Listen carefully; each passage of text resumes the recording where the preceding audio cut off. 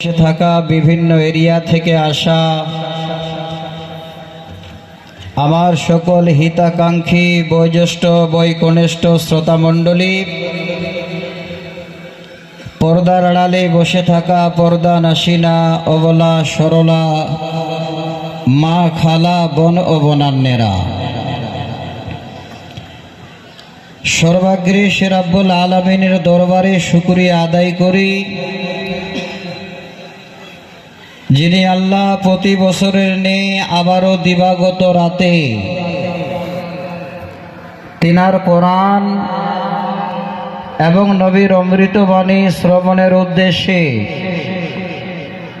আল্লাহ আমাদের যাদের পছন্দ করেছেন এই পবিত্র জায়গায় একত্রিত করে